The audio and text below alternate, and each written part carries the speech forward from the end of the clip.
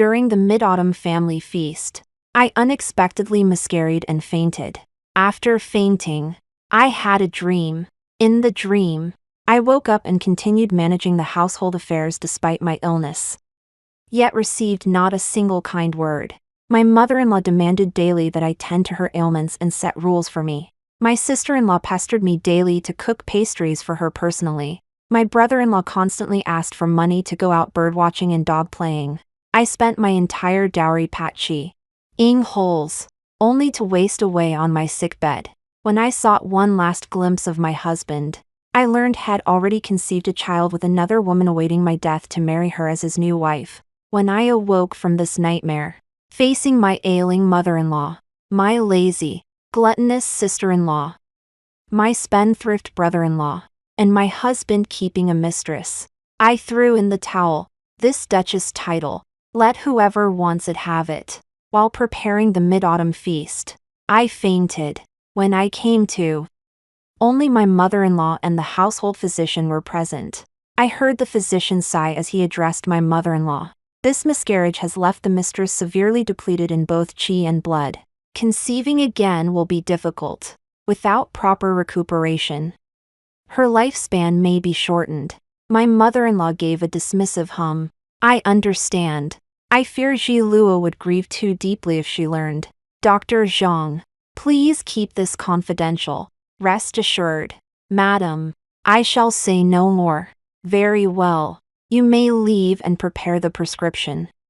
After the physician departed, a steady stream of people entered the room. I knew it was time to wake. I opened my tightly closed eyes. My mother-in-law, whom I served daily, scowled at me and berated me. You're a grown woman and couldn't even keep a child. Utterly useless. You've ruined our Duke's eldest grandson line. What a disaster. Now that you're awake, get up and prepare my herbal decoction. My head's pounding again after skipping it these past days. My younger sister-in-law, whom I doted on since my marriage, added fuel to the fire. Don't worry, sister-in-law. You and my brother are still young, you'll have more children. Then she tugged at my sleeve, feigning a whine. Sister-in-law, I crave your crystal jelly cakes and osmanthus cakes. Make them for me tomorrow. Then, before I could speak, my younger brother-in-law shoved her aside and flattered me with a smile. Sister-in-law, since you fell ill, the accounts won't release silver without your seal. I'm a bit strapped for cash lately. Could you possibly advance me 100 taels to tide me over? The old me would have blushed with shame, risen immediately, and set about brewing medicine, cooking, and handing over the silver. But after that long dream, and overhearing the conversation between the court physician and my mother-in-law, I'd seen through this selfish, self-serving family of the Duke's household. Wasn't this dream a foretelling of the future? I rubbed my temples, looking at them weakly and asking, where is my husband? The room, once noisy, suddenly fell silent. My sister-in-law and brother-in-law exchanged glances, too afraid to speak. Indeed, the mistress had suffered a miscarriage, yet her husband was neither home nor had he sent any inquiries. It made no sense, though I doubted the dream. Not seeing my husband now truly saddened me. Has my husband not returned? My mother-in-law's lips trembled. After a long pause, she offered a flimsy excuse. He has urgent matters at court and cannot leave. I've already sent someone to fetch him. By now, I understood everything. A cold laugh echoed in my heart. The Duke's residence was no longer what it once was. Since my father-in-law's generation, not a single soul from the mansion had set foot on the battlefield. After 2 generations of hereditary honors, the Jiang Marquis mansion had reached its limit. My husband, Jiang Huayuan, had inherited the Marquis title only to take a meaningless position in the Ministry of War. He merely showed up for roll call each day. What important matters could he possibly have?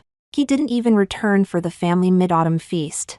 If the dream prophecy holds true, he's likely lost in the embrace of his concubine's tender arms, utterly content to forget his duties. Perhaps my expression was too grim, for my mother-in-law offered a few words of comfort. Ji Luo, You really must spend more time with Huayuan. Don't let him neglect his home duties. Understand. I lowered my head in feigned shame, concealing the hatred in my eyes. Back when we first married, mother-in-law thrust all household duties upon me. I had to prop up this decaying duke's residence while tending to her every need, with no respite day or night. Shui Huayuan and I naturally had little time for romantic moonlit strolls. Yet now, somehow, it's become my fault. Your daughter-in-law understands her fault. Seeing I no longer fixated on Shui Huayuan's whereabouts, my mother-in-law sighed in relief. After lecturing me a few more times, she departed with my younger brother-in-law and sister-in-law. From start to finish, she never once mentioned my condition, never offered a single word of comfort, whether my dream would come true or not. At this very moment, my heart had completely turned to ice. I summoned my personal maid, Ginkgo, and leaned down to give her instructions. An hour later, Ginkgo returned with a dark expression. Miss, after delivering the message to the mansion, I went to Willow Lane as you instructed. The master, he really was there. I asked around, a woman lives in that courtyard, and the master visits every other day. How could he be so outrageous? So my dream was real after all. I let out a bitter laugh, feeling like a complete joke these past 3 years. I was utterly sober now. The next morning, my mother, having received the letter, brought a physician from the Imperial Medical Academy to examine me. The imperial physician bluntly explained my condition. My mother-in-law's face turned pale and ashen. In front of my mother, she could only urge me to rest well. I promptly returned the household management duties to her and began inventorying my dowry. For the next half-month, I remained bedridden, never stepping outside the courtyard. I disengaged from all kitchen duties, household affairs, pastries, and medicinal meals. I discontinued the daily restorative soups and medicinal meals my mother-in-law demanded. The finest herbs were reserved for my own recovery. The blood-red birds' nests meant for my sister-in-law's beauty regimen were now consumed by me. I ceased interfering with my brother-in-law's associations with all manner of unsavory characters. Each day, I slept until I awoke naturally, feasting on delicacies meticulously prepared by the kitchen staff, carefully nurturing my health. My mother-in-law's family harbors deep resentment toward me, yet they dare not act. After all, the declining Duke's household cannot afford to offend the Ministry of Right's family. Now at the height of its influence, my mother sends servants to check on me every other day and specially invited a renowned gynecologist to help restore my health. My condition improves day by day. In my leisure time, I have much to ponder. Suddenly, I recall that if not for that accidental fall into the lake during the flower viewing banquet, I had been pushed into the lake by someone unknown, and Jiang Huayuan had saved me. Constrained by the conventions of propriety, I had become intimate with him and was compelled to marry him. Otherwise, how could the legitimate daughter of the esteemed minister's household ever marry such a worthless man? Unresolved details flashed through my mind. As I was deep in thought, the maid Hongxiu whispered softly in my ear, Miss, that Zhou fellow is lingering by the back gate again. Shall we send someone to send him away? Hongxiu's words suddenly reminded me that during the flower viewing banquet by the lake, my younger sister-in-law had been standing right beside me. It was hard not to suspect she was the one who pushed me into the water. Needless to say, this entire affair had been orchestrated by the Jiang family from the very beginning. This Zhou Xing was a poor scholar whom my younger sister-in-law, Shui Huairua, had met by chance while going out to burn incense. They hit it off immediately and had been secretly exchanging letters ever since. I had always suspected this scholar was approaching her with ulterior motives, so I had people secretly intercept their letters and prevent them from meeting. But now, why should I be the villain who breaks up a loving couple? I let out a cold laugh inside and instructed Hongxiu, from now on, don't interfere. If the gatekeeper wishes to relay his messages, let them do so. Whatever happens between them is none of our concern. Hongxiu nodded emphatically in agreement. You're absolutely right, miss. This is entirely the young lad's own affair. As Hong Xiu left, my other personal maid, Yingxing, entered with a frown. Miss. Young Master Jean is waiting outside the main courtyard again. Shall I let him in? Shui Huijin, me spoiled little brother-in-law. He rarely showed up before, but these past few days had been unusually attentive. How many times has he been here? This is the third time. I smiled. 3 visits in just half a month. No doubt my mother-in-law was being too stingy with the household funds. And my little brother-in-law, short on cash, had turned to me. His elder sister-in-law, tell him I'm unwell and unable to rise. It's inconvenient for me to see him. If it's urgent, let him go to his brother. Ginkgo curved her lips and replied, yes, mistress. Then I called out to her as she turned away. Wait. Fetch 100 taels from my private stash for him. Tell him my estate outside the capital needs tending. I need Xiao Wu to handle it. Yingxing's eyes lit up, her smile widening. Miss, you've finally remembered Xiao Wu. That lad has mentioned him to me several times already. He's long since wanted to leave that good-for-nothing Jean young master. I tapped Yingxing's forehead with my finger, smiling helplessly. You. Mind your words, walls have ears. Hurry along now. Don't keep your little brother Xiao Wu waiting. Moments later, Ginkgo returned, Xiao Wu trailing behind her. Ginkgo looked thoroughly annoyed, unable to hold back her complaints the moment she stepped inside. Miss, young Master Jean is so ungrateful. You gave him money, and he didn't even thank you when you asked for Xiao Wu back. He looked like you were delivering a plague. It really infuriates me. Xiao Wu was actually someone I placed by Shui Huijin's side. He was clever and quick-witted. When I married into the family, Shui Huiyuan had specifically instructed me to look after his younger brother, fearing he might stray down the wrong path. I deliberately arranged for Xiao Wu to serve as his personal attendant, a way to keep him under indirect supervision. Normally, he was constantly reined in by Xiao Wu, so naturally he didn't like him. Now that the restraints were gone, I was eager to see what kind of person Shui Huijin would become.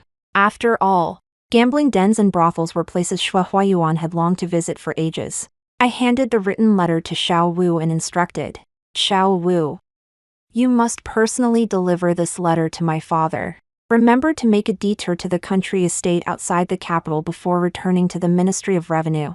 Exactly 1 month after my miscarriage, my dear husband finally deigned to see me, whether intentionally or not. Shui Huiyuan entered my Zhiluo courtyard without even changing out of his official robes. His face cold, he forced back his impatience and said, Qin Zhiluo, how long do you intend to lie in bed? You weren't this delicate before. How dare he say that? My husband's first words to me after my miscarriage weren't even about my health. Had the nerve to accuse me of being delicate. I'd always believed that marrying into the Shui family meant becoming one of them, and that my father would support my career as much as possible. I managed every household matter with perfect order, sparing Shui Huiyuan any trouble. When my mother-in-law fell ill, I personally tended to her, spending my own savings daily to stew ginseng soup for her. Yet she still found fault with everything, making me work like a beast of burden before her, grinding me down day after day. To satisfy my sister-in-law's gluttony, I personally baked pastries. I used only the finest flour, enriched with rare candied fruits and honey. Yet she took the pastries I spent hours crafting and fed them to her dog, complaining they were too sweet and cloying only to beg me to make more endlessly. My brother-in-law loves toys. I spent a fortune hunting down all sorts of rare and unusual trinkets for him, only for him to treat them like trash, not giving them a second glance. What did I get in return for pouring my heart out to the Shui family? I got being barred from sharing meals at the table, left with nothing but cold leftovers. I got my mother-in-law's constant rolling eyes and relentless nagging. I get my sister-in-law's self-important teasing. I get my brother-in-law's fully contempt. I get my husband's daily absence and utter disdain. I get nothing. Staring at Jiang Huiyuan, this human-shaped dog. I can't bear it anymore. Jiang Huiyuan, Let's divorce. Jiang Huayuan frowned, angrily flinging his hand away as he stormed off. Qin Zhiluo, you're delirious from illness. I was merely a few days late visiting you, and now you demand a divorce. You've truly lost your mind. Divorce would bring nothing but harm to the Jiang family. Jiang Huayuan refused me without hesitation. After all, my 88 pieces of dowry were already considered Jiang family assets in their eyes. Add to that my father's reputation and support. And Jiang Huayuan naturally wouldn't agree. A quarter of an hour later, my mother-in-law stormed into Zhiluo courtyard with a large entourage, hurling insults at me before even entering the door. Qin Zhiluo, you wretched woman. How dare you ask my son for a divorce? How dare you? What have the Shui family ever done to you that you show such ingratitude? You've borne no children in 3 years. My son not casting you aside is a blessing beyond measure. Who do you think you are? Mark my words. Qin Zhiluo, you're a Shui by birth and a Shui by death. Divorce. Not a chance. Dare provoke my son again, and I'll have him divorce you. After the mother-in-law finished her tirade, I lay in bed as if listening to a stand-up comedy routine. When she finally stopped ranting, I even thoughtfully had someone bring her tea. It was like punching air. She couldn't vent her pent-up fury. So she slammed the teacup down and stormed off in a huff. Thankfully, that tea set was the Shui family's white porcelain, not my blue and white porcelain. I patted my chest lightly, just as I was letting out a sigh of relief, when my sister-in-law arrived, without announcing herself. She plopped down beside my bed, grabbed my hand, and started chattering away. Sister-in-law, have you lost your mind? How could you even suggest divorce to Big Brother? Just imagine how people will laugh at you. You must know that divorced women get gossiped about behind their backs. No one will ever want to marry you after that. Sis, you really shouldn't say such foolish things. Big Brother never favored you much to begin with, and today you've truly enraged him. You don't know how furious he was in the main courtyard just now, smashed so many things, then stormed off alone on horseback. When he returns, you'd better grovel and placate him. Men are like that, just coax them. Sister-in-law, this bracelet of yours is truly exquisite. How about I put in a good word for you when Big Brother comes back? After saying this, Shui Huairo kept staring at my large gold bracelet, stroking it incessantly. Humph. Jiang Huayuan angry. I suspect he's putting on a show for others, just to justify leaving openly to meet his beautiful bride. In the past, I would have been deeply grateful for my sister-in-law's advice, and would have gladly removed the bracelet to give her. But now, I've seen through the true nature of this family. I quietly withdrew my hand and yawned. Inching helped me lie down and lowered the canopy curtain. Second young miss. The mistress hasn't fully recovered yet. She was just scolded by the matriarch. Please let her rest properly. Shui Huairo awkwardly rubbed his hands together, turning away with a hint of reluctance. Watching her retreat, Yin Xing and I shared a knowing smile, feeling thoroughly vindicated. What kind of family is this? One playing the good cop, the other the bad cop. So eager to manipulate me. Too bad the Shinji Luo of today is no longer the Shinji Luo of yesterday. Want to devour my dowry? Not a chance. 3 days later, Xiao Wu returned, handing me a reply from father. Reading the contents, I felt completely at ease. Within 2 days, rumors swirled throughout the capital. His Majesty intended to reopen the 3-year-old case of embezzled disaster relief grain. The case 2 years prior had toppled numerous high-ranking court officials. The former Minister of Revenue, responsible for distributing relief funds at the time, was precisely my father's predecessor. Whispers circulated that my father was the one who slipped through the net in that case. The rumors were spun convincingly that the Shin household was under constant surveillance by the Imperial Secret Guards. Facing imminent confiscation of property, the Shui family, in-laws to the Shins, has recently become the subject of widespread discussion. People speculate whether the already declining Shui family might be implicated if the Shins face trouble. Within days, the entire Shui household was on edge. fearful of making any misstep that might draw trouble upon them. Today after court, His Majesty formally ordered Wang Lanji, Chief Justice of the Supreme Court of Justice, to thoroughly investigate this case. Wang Lanji was known for his impartiality, earning him the moniker Iron-Blooded King of Hell. Few who entered the Ministry of Justice emerged unscathed. My father, Minister Shin, was summoned by Wang Lanji that very day to assist with the investigation. I heard Xue Huiyuan was summoned to Shouan Hall by his mother-in-law immediately after court. I sipped my tea leisurely, waiting for Xue Huiyuan to arrive. A quarter of an hour later, Xue Huiyuan supported his mother-in-law as they entered Jiluo courtyard. Xue Huiyuan handed me a letter of divorce without expression. Qin Jiluo, take this and get out. I never imagined this family would be so shameless. The moment they heard of my father's troubles, they rushed to distance themselves from the Shin clan. Not sharing hardship was one thing, but dismissing me with a mere divorce letter. They were trying to seize my dowry. Suppressing my rage, I demanded of Xue Huiyuan, what is the meaning of this? Husband, which of the 7 grounds for divorce have I, Qin Jiluo, violated? Why must you divorce me? Seeing my defiance, my mother-in-law instantly grew furious. Qin Jiluo, you've borne no children in 3 years of marriage. Why shouldn't my son divorce you? Using childlessness as grounds to cast me out. I was nearly laughing in anger. Mother-in-law, may I ask what caused my illness these past days? If not for the daily toil since my marriage, how could I have been exhausted to the point of miscarriage? I refuse to accept this divorce decree. Inxing, go summon the clan elders of the Xue family. I demand they uphold justice for me. Inxing moved swiftly. The mother-in-law's maids couldn't stop her.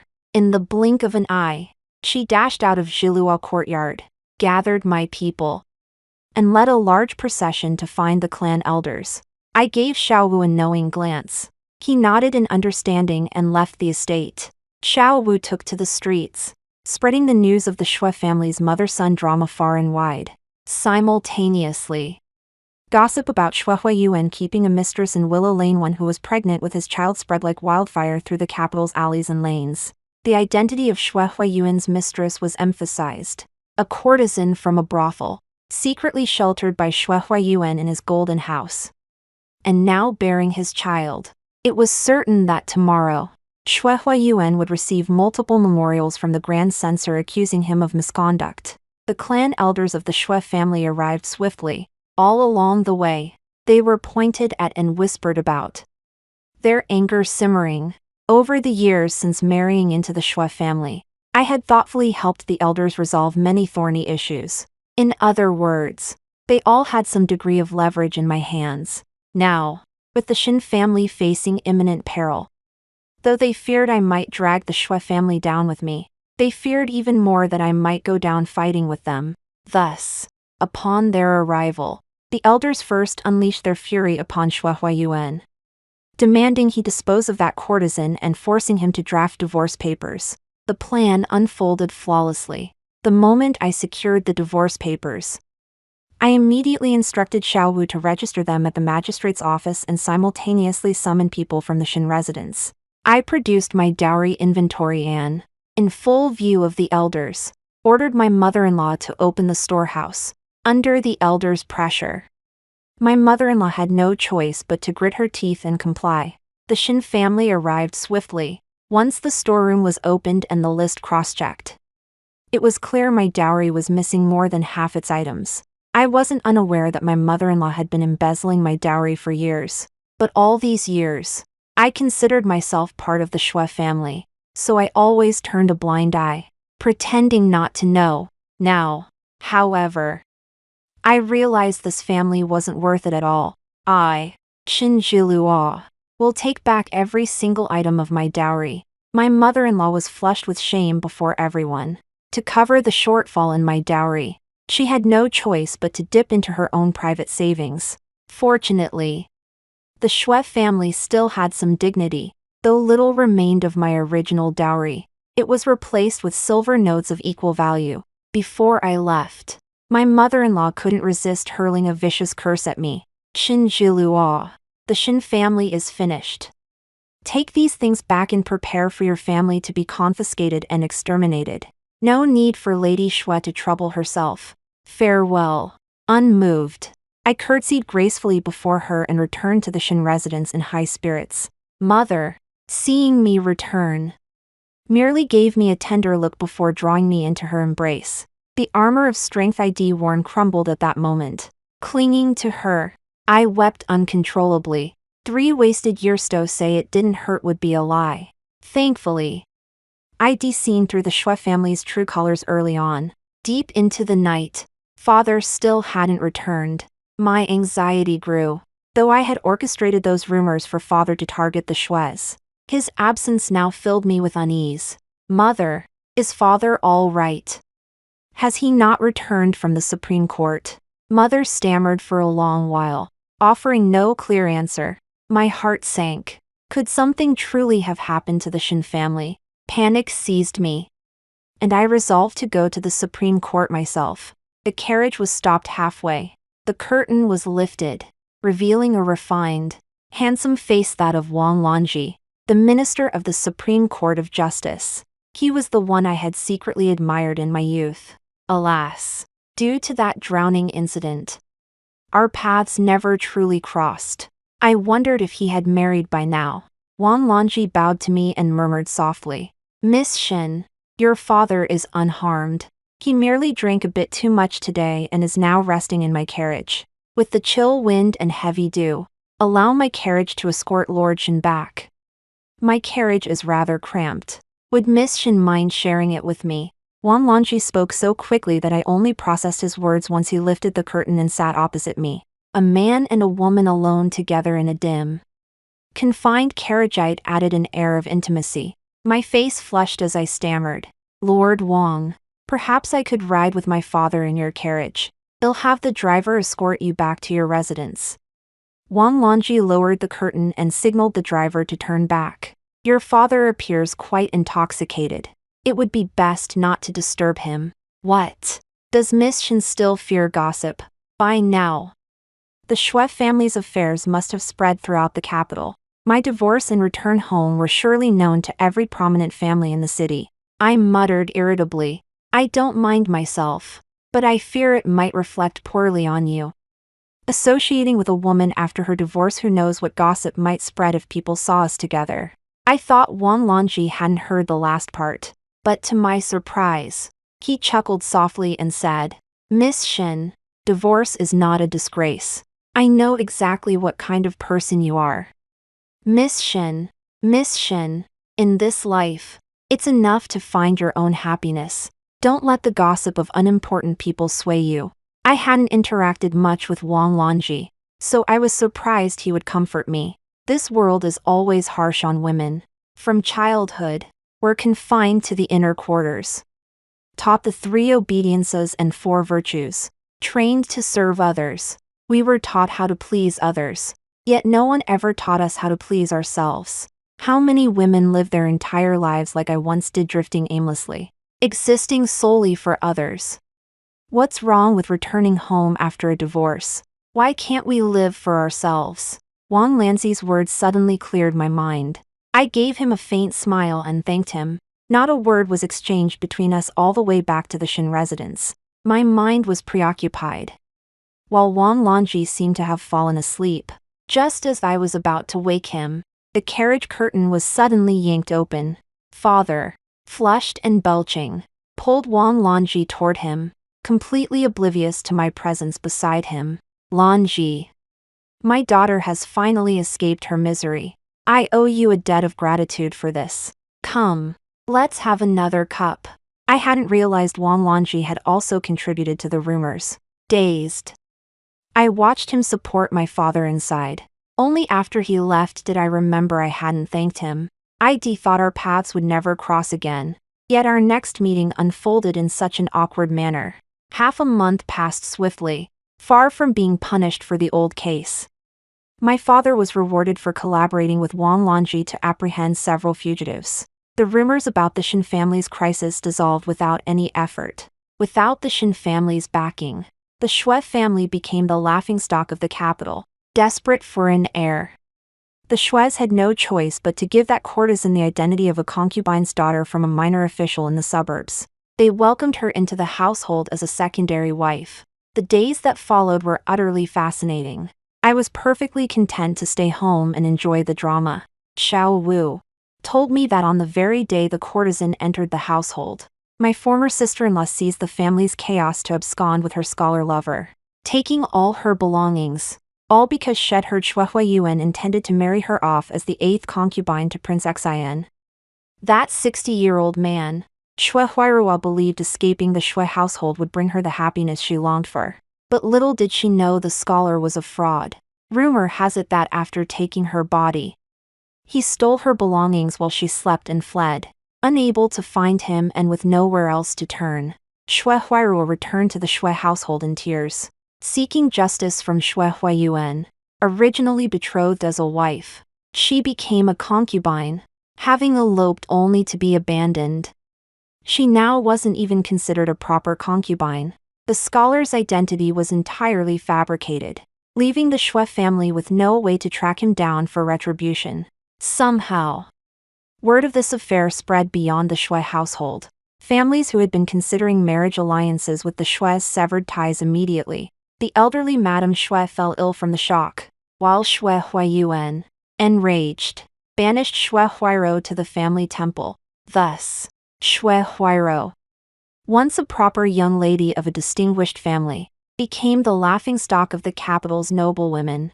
Many noble ladies used her as a cautionary tale, warning their daughters against being easily deceived. Not long after Shui Huairou's scandal, Shui Huajin also found himself in trouble. After his elder brother married a courtesan, the young man, freed from restraint, grew increasingly reckless. He began emulating his brother by frequenting brothels and pleasure houses, living a life of debauchery day after day. Then, lured by unsavory friends, he stumbled into gambling dens. Gambling, once you touch it, it's a path to ruin. At first, Shui Huajin gambled for fun, betting small sums daily for amusement. He won for half a month straight, and his head grew light. Little did he know this was the casino's standard tactic. After luring him in, one day Shui Huajin suddenly lost his entire fortune in a single day.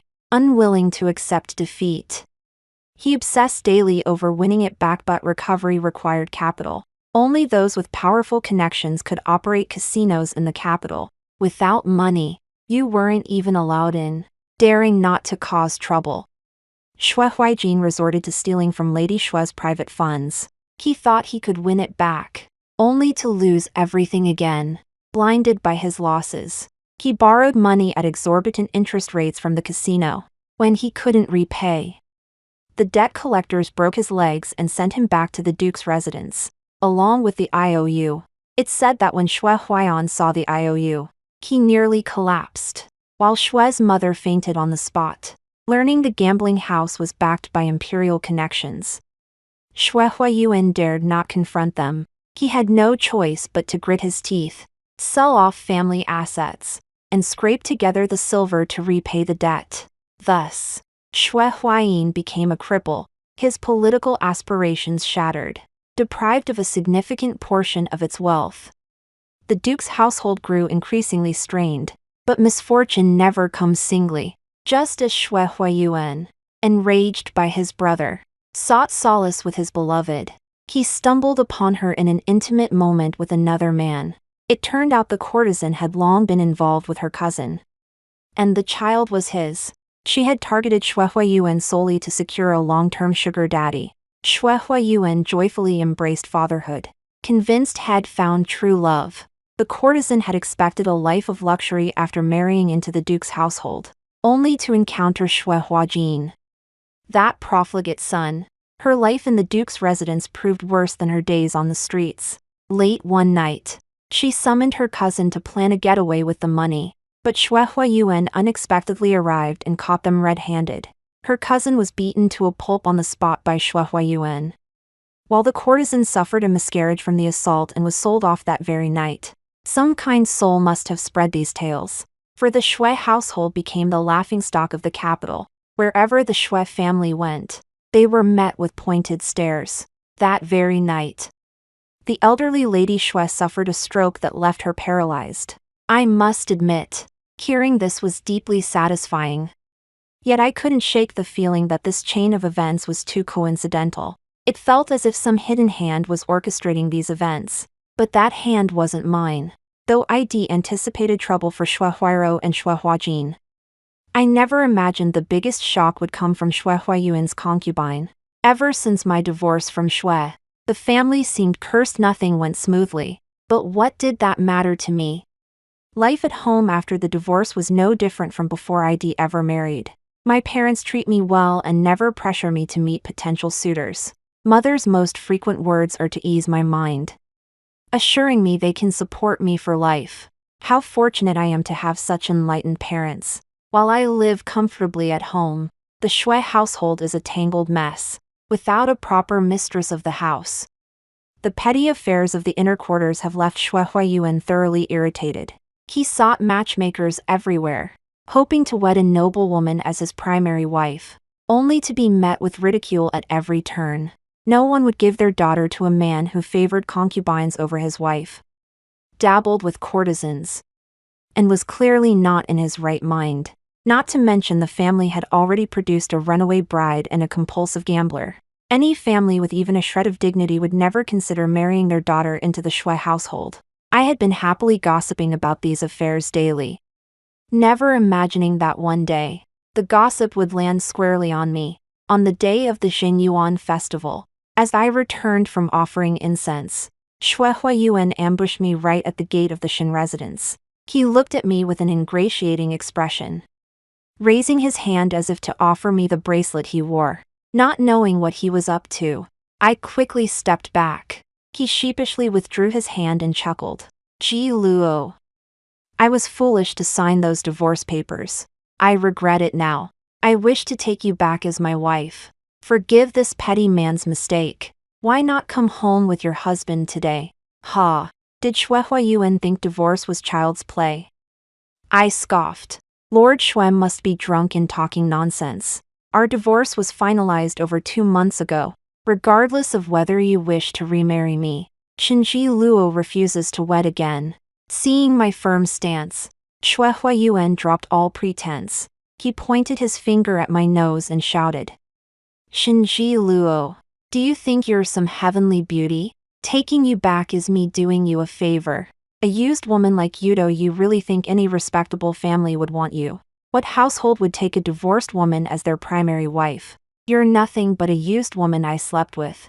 Besides me, who else would marry you?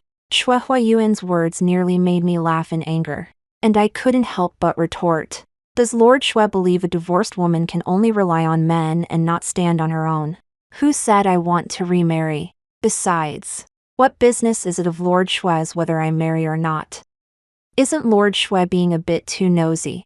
Startled by my sharp retort, Shui Huayuan bounced about even more energetically. Everyone, witness the manners of the minister's legitimate daughter. What a sharp tongue she has. With such a fiery temper, I doubt anyone would dare marry you. This man truly can't go 3 sentences without mentioning marriage. What's the world come to? Must one marry to survive? Just as I was about to speak, someone stepped in front of me. Wang Lanji stood tall and graceful before me, speaking calmly. Minister Shui overthinks matters. I, Wang, find Miss Shin's fiery spirit most appealing. Today is the day I come to the Shin residence to present the betrothal gifts. Eager to marry. I beg your pardon for any lack of ceremony. No further formalities will be observed. Wang Lanzi's words stunned not only Shui Huayuan but me as well. Shui Huayuan stood there for a long while, glaring at the imposing procession behind Wang Lanji before storming off in a rage. Wang Lanji took my still-dazed hand and entered the gate amidst the beaming smiles of my parents. My face flushed as I pulled away from his grasp and bowed respectfully. Thank you, Magistrate Wang, for rescuing me earlier. Before I could finish, Wang Lanji cut me off. Miss Shin, no need for further words. I truly came today to propose marriage. The matchmaker is right behind me. Didn't you see her, Miss Shin? My eyes widened as I finally noticed the crowd following him. Leading the procession was the renowned matchmaker of the capital, accompanied by several porters carrying trunks. Noticing my gaze, she curtsied and flashed a broad smile. You're serious? Yes. Shin Jiluo. I, Wan Lanji, am deeply enamored with you. I genuinely seek to marry you. Lord Shin and Lady Shin can vouch for me. I looked at my parents, my face frozen in disbelief. Father, however, patted my shoulder with a smile and said, "Silly child. Lanji actually wanted to propose on the day you divorced. He held off until today, worried it might affect you negatively. Your mother and I intended to tell you, but who knew you'd dash off to pray at dawn. Lanji is a good boy. He was the one who helped with that matter you entrusted to us earlier. My child, don't let such a good match slip away." Mother shot father a glare before smiling gently. Lord Wang is indeed a fine man, but I respect your wishes. If you wish to marry, marry. If not, they'll support you for the rest of your life. Don't worry. My eyes welled up as I looked at them. After finally holding back my tears, I turned to Wang Lanji. Lord Wang, do you mind that I've been married before? Aren't you afraid I can't bear children? Wang Lanji shook his head. I don't mind. The one I love is Shinziluanli Shinjiluo. I tried to ask more, but Wang Lanji quickly raised his hand to stop me. He raised his hand to the sky and swore, I swear, if I marry Shinjiluo, she will be the only woman in my life. I will never take a concubine. My elders passed away early. If you marry me, you will be the mistress of this house. Sleep until noon if you wish, or gather around the stove to brew when no one will dare give you a hard time. Here are my years of salary, deeds to houses and land, and contracts for several shops I own. If we are unfortunate and have no children, you may adopt if you wish. If not, living out our days together like this is perfectly fine. Seeing my lack of response, Wang Lanji added, sounding slightly hurt. So you still refuse to marry me? Do you also despise my ill-fated destiny? Being confronted with such direct confession left me somewhat overwhelmed. Wang Lanji truly left me no room to refuse. Why must he drag fate into this when he could simply propose properly? 3 generations of the Wang family were distinguished generals. Wang Lanzi's grandfather, father, and uncles all perished on the battlefield. To protect the sole heir of the general's household, Lady Wang forbade Wang Lanji from martial training, cutting off his path to military service, because members of the Wang family had died in battle since his birth. Had been labeled from childhood as bearing the fate of a star of solitary misfortune. Even the collateral branches of the Wang family avoided contact with Wang Lanji after the matriarch's passing. He rose from a lowly clerk in the Ministry of Personnel to become the Chief Justice of the Supreme Court, RT, relying solely on his own abilities. Seeing his misunderstanding, I hurriedly explained, I didn't. You're not some star of solitary doom. Wang Lanji beamed with joy. Then you agree, matchmaker, bring the betrothal gifts. And just like that, I found myself engaged to Wang Lanji in a whirlwind of confusion. On our wedding day, as I stepped into the bridal sedan chair, I thought to myself, after all these twists and turns, I've ended up marrying the very boy I once loved. On our wedding night, Wang Lanji held me close and suddenly smiled dreamily. Ji Luo, I've finally married you. It's wonderful. Do you know how long I've waited for this day? 12 whole years. Embarrassed and flustered, I couldn't help but give him a light punch. How old were you 12 years ago, Wang Lanji? Wang Lanji chuckled. You heartless fool. I knew you wouldn't remember, but it's fine, I remember just fine. I wanted to press him further, but Wang Lanji wouldn't give me the chance. My lady, the spring night is fleeting. Let us retire to bed at once. The red candles flickered out, and my mind was consumed by nothing else. Though my awakening came late in life, I had finally found my true love. That solitary figure in the maple grove of South Mountain, one glance had stolen my heart forever. Lost in passion, I whispered softly into Wang Lanzi's ear. Wang Lanji, I too am captivated by you. End of main text extra. Wang Lanji. On the day I was born, my mother died in childbirth. When I was 3, my grandfather fell in battle. At 5, my father perished on the frontier. At 8, my eldest uncle passed away on the journey back to the capital. At 12, my grandmother passed away from illness. Before her altar, the clan declared I bore the fate of a solitary star, a harbinger of misfortune. They said I had cursed my own kin to death. But I had done nothing wrong, I merely lived. Was even living itself my fault? No one loved me. No one comforted me. The only one who cherished me was gone. I felt life had lost all meaning. Living like this was worse than death. I plunged headfirst into the backyard pond. I couldn't swim. After instinctively struggling for a moment, I let myself sink. But then, a pair of small hands grabbed me.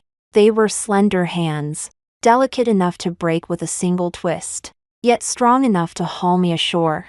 A girl barely reaching my shoulders, still catching her breath, immediately began asking after my well-being. Little brother, are you okay? Did you choke on water? Should I get a doctor for you? I shook my head, sat up, and met the girl's star-like eyes. She smiled brightly at me and said, Little brother, you're so handsome. Storybooks say a life saved deserves a promise of marriage. Don't you dare die. When you grow up, will you marry Ji Luo? This girl couldn't even tell marriage from betrothal, yet she was already promising herself away. Her childish words made me chuckle, but I dared not agree. Seeing my silence, she grew impatient. Why? Don't you want to? Is it because I'm too short? Ji Luo is still little now. But if I eat more, I'll grow tall. I saved you, so you belong to me. You can't. As she spoke, tears welled in her eyes. I hurried to comfort her. I don't mind, but they say I'm a celestial star of solitude, destined to bring misfortune to those around me. I'm afraid it'll harm you. The little girl instantly broke into a smile. No way. My mother said people aren't stars. The stars in the sky are called planets. There's no such thing as a celestial star of solitude. They're all lies. My mother also said your family are all great heroes. Ji Luo loves great heroes. Achoo. It's so cold. Ji Luo needs to go home and change clothes. Big brother, you must wait for Ji Luo to grow up and marry you. Okay. After hearing the little girl fell gravely ill upon returning home, I worried for days. Later, I learned she recovered, though she'd forgotten some things. Only then did I finally feel at ease. I never imagined the thing she forgot would be our promise. That day, viewing the autumn leaves on South Mountain, I tried to speak to her, but was pierced by the unfamiliar look in her eyes.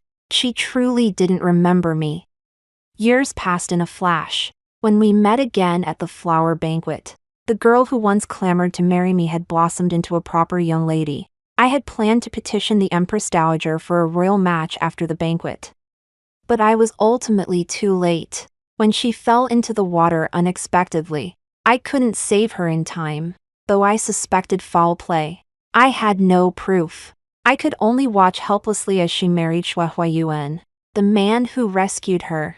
I thought I would find peace after her marriage. But I couldn't forget her at all. No one knows how overjoyed I was when I learned she sought a divorce.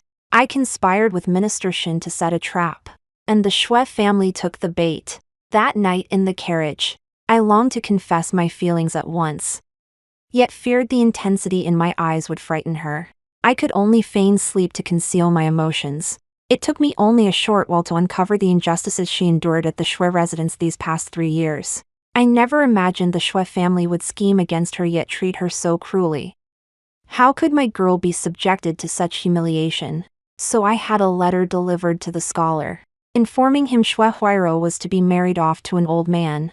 I incited him to elope with her, then had him arrested by the Ministry of Justice after he abandoned her. I also bribed casino enforcers to severely beat Xue Huaijin, breaking his legs. I uncovered Xue Huayan's mistress had a lover, deliberately luring Xue Huayan back to the mansion during their tryst. I wanted him to experience firsthand the pain of being betrayed by his beloved. Everything went according to plan. Yet Xue Huayan proved utterly shameless, setting his sights on Ji Luo once more. I could no longer contain myself. I brought a matchmaker directly to his doorstep and publicly humiliated him before the Shin residents. Qin Ji Luo, I've come to fulfill my promise. Spring of the 12th year. I, Wan Lanji, have finally married my girl. I shall never be alone again. The end.